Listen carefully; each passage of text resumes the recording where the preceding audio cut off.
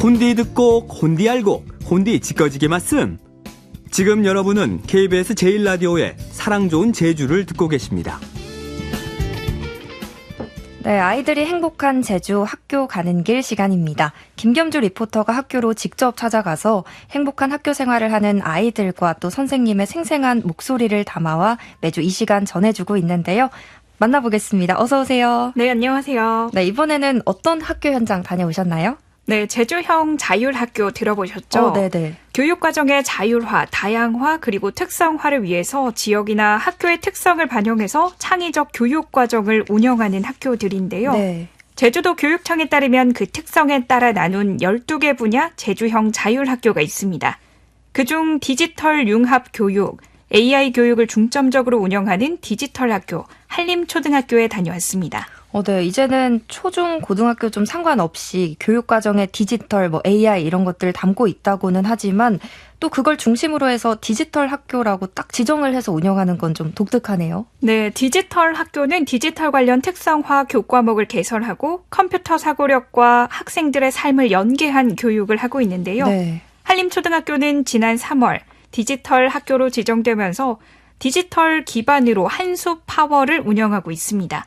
한림 지역을 뜻하는 한숲풀, 한숲, 그리고 건강, 성장, 행복을 구현하는 힘을 기르자는 의미를 담아서 파워, 이렇게 해서 한숲 파워가 됐고요. 네. 수업에 디지털 기기나 AI를 활용해서 학생들의 흥미와 참여도를 높이고 또 전교생과 선생님, 학부모가 사용할 수 있는 온라인 공간을 만들어서 서로의 디지털 콘텐츠를 공유하고 또 피드백하는 과정을 모두 함께하고 있습니다.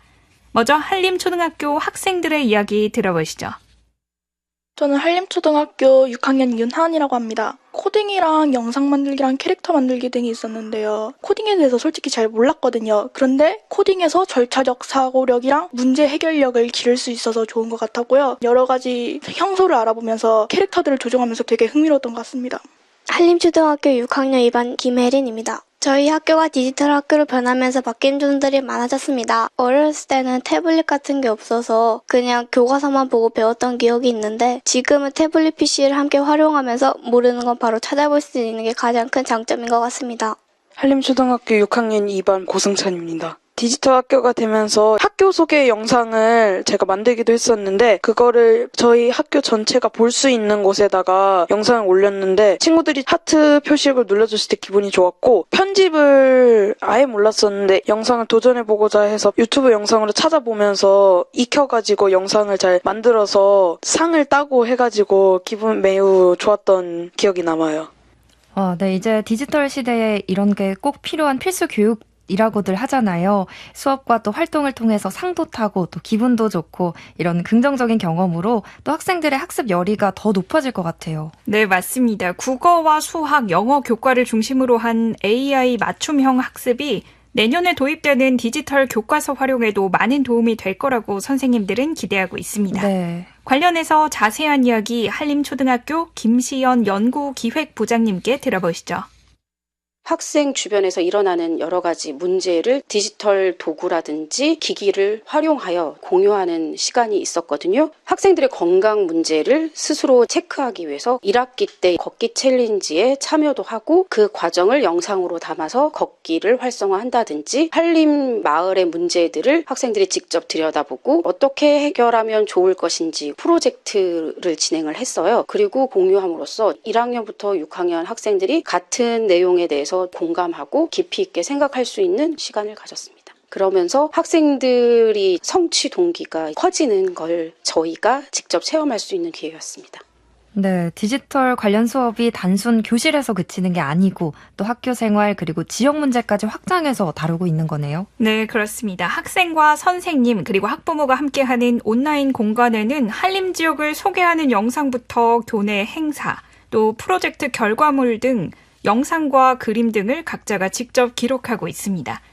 이렇게 만들어진 작품은 교내 곳곳에 설치된 디지털 화면에 띄워서 전교생과 교직원, 또 학교 방문객이 감상할 수 있도록 하는데요. 이러한 디지털 학교에 대해서 처음에는 여러 의견이 있었다고 합니다. 관련해서 한림초등학교 장영화 교장 선생님께 직접 들어봤습니다.